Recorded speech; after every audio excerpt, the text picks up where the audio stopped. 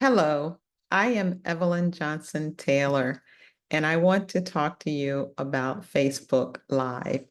I do Facebook Live once a month on a group page that I have, and we go live the second Tuesday of each month at 7 p.m. I usually have a guest that comes on with me, and we share for about 30 minutes.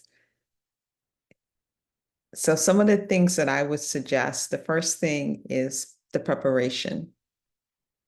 You want to plan the content. And because I have a guest, I usually will ask them, or I will know in advance what they're going to talk about. Usually I ask them to share about a particular topic. And so I know what they're going to talk about. So you want to plan the content for your Facebook Live and make sure that there's like an introduction, there's the main points that you want to share, and then some kind of a conclusion or a call to action at the end. Advertising in advance is so important. And I do this on my Facebook page. I will advertise through social media, Facebook, Instagram, and other social media platforms. I also will send out a notice in my newsletter, my monthly newsletter, who my guest is going to be on the Facebook Live.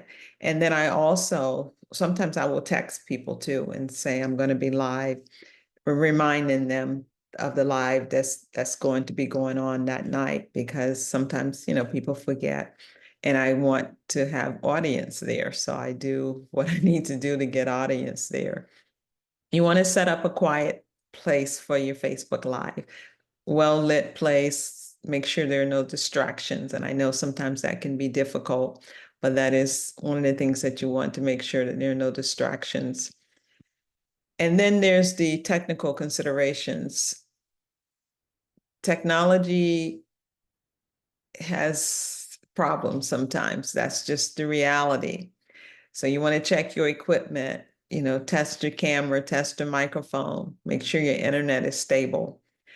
I've heard people say that they have a special group that they use just for Facebook Live testing, so they don't have to worry about anybody coming on while they're in the group. I don't have that. I will test live in my group, and I will say, this is a test, and I will repeat that maybe a couple of times while I'm on, just in case someone does join me, that they will know that it is a test. Now, a few months ago, I could go live. I would send my guests the Zoom link. We would go on Zoom, chat for a bit, get clarity about what was going to happen. And then we would go over to Facebook Live. Facebook no longer will allow me to Zoom into, or go live from Zoom into my group. So now if I go live into my group, I have to do it directly from my phone or from my computer right into the Facebook group from Facebook. And so so doing that, you want to make sure that you have, like I use my phone, so I have a tripod to keep my videos, to keep my camera steady. I have a ring light, and I try and make sure the room is quiet, of course. And then we go live right into the Facebook group. Sometimes when I have a guest who's not really familiar with Facebook Live, then that makes it kind of hard to do that. So then there are other options, like I can record it on the Zoom platform and then download the video and save it, and then just populate it that particular night and just ask the guest to be online to answer questions that someone might have from the video. Or I have done where I've gone live on my personal page from Zoom, because you still can do that on a personal page. And then I saved the video and posted it in my group. I don't particularly like to do that, and I'll tell you why later, but that is one of the things that I have done before. But my best, my most liked quality, liked option, is to go live directly into the group. Now, when you're doing Facebook Live, the other thing is the engagement is that's what makes it worth it, to get the engagement from the audience. So you want to make sure that you start on time, because the audience, they're expecting you at a certain time, and start on time, introduce yourself, and then you go live. You're live while you're introducing yourself, but then you go into your topic. Sometimes I don't introduce myself just because I feel like they know me, but that's something I need to work on, introducing myself. But if we're in the group, then pretty much most of the people in the group already know who I am by name, at least. But I do introduce my guests and whatever credentials that they might have that would give them credibility for what they're going to be discussing. And then when I advertise in advance, I put their whole bio on the Facebook page and when they're going to be live in the group. And then I'll put a part of their bio in my newsletter when I send that out. So that is part of my advertisement as well on social media in my newsletter. Now, when the engagement, when you're there live, you want to interact with the viewers. When you see someone come on, you want to greet them and thank them for joining. Now, one of the ways that I get my viewers to interact is I do a giveaway. And I tell them that in order to be entered into the drawing, they have to make a comment, because otherwise I don't have their name and I don't know who they are. So that is another way I get them to interact with me. But you can ask them to, if they have questions, put their questions in the comment, and I do that too. I like for them to wait. I like to wait to the end to do questions. So I tell them, put it in the comment and we'll come back and review it at the end. I don't like to stop in the middle of the live and take questions, because, the timing can get off and before you know it, you've used all your time and you haven't gotten to the main points of what you went live to discuss. So I wait to the end for questions. And then I think the beauty of live is the flow of it, the natural flow of it. Even though we prepare and we practice and make sure everything's working and that the content is good, but there's something about just that on the spot moment, I think, for me, that connects me with my audience. So make sure I would say, make sure that you show them your personality and be authentic and relatable in the live. And that way your audience will want to ask questions and make comments because they can relate to you. And then we talked about the content. So you want to make sure that the content is clear and that is on point, and that you stay focused on the main point and not ramble.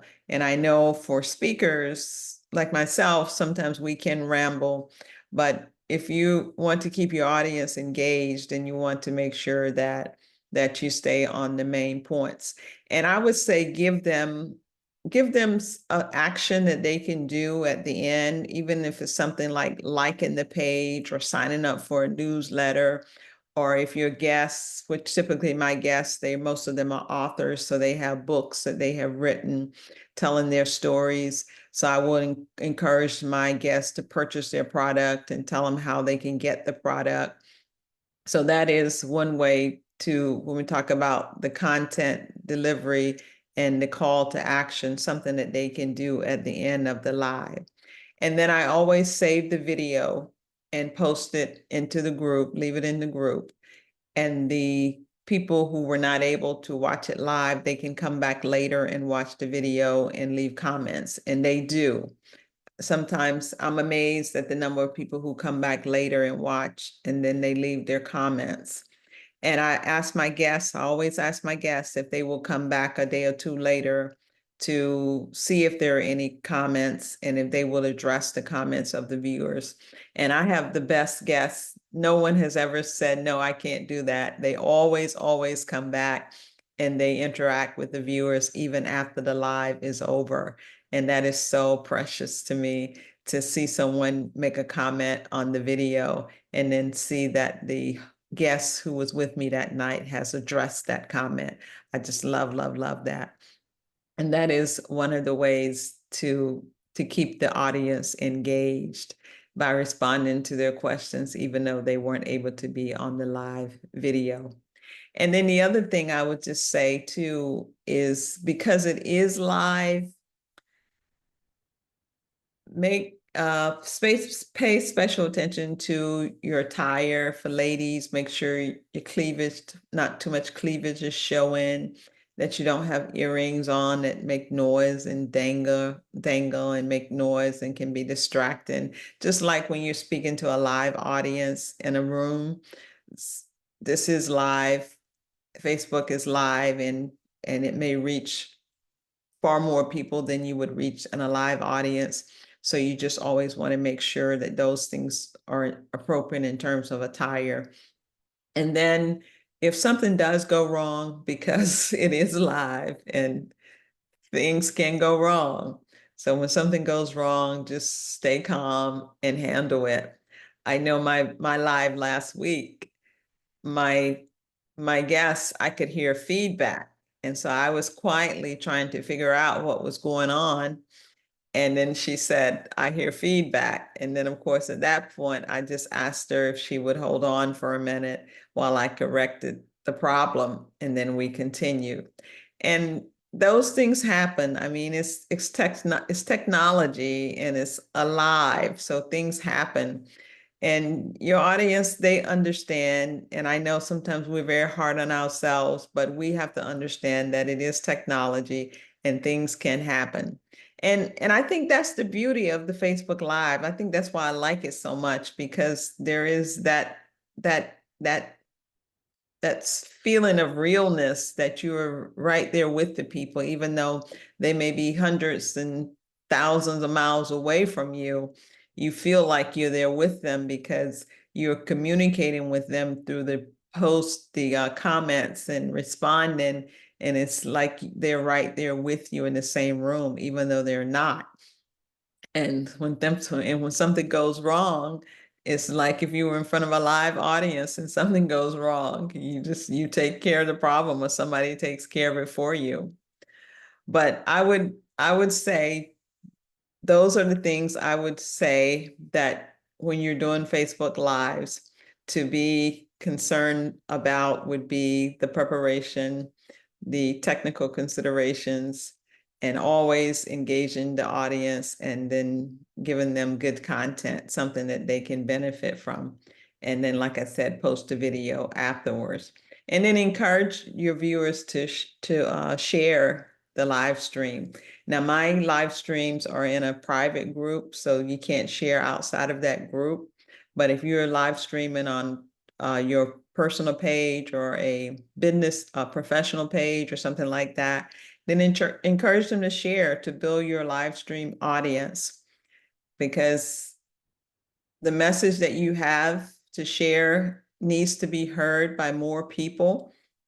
And so the more people who hear the message, the more people can benefit from the message.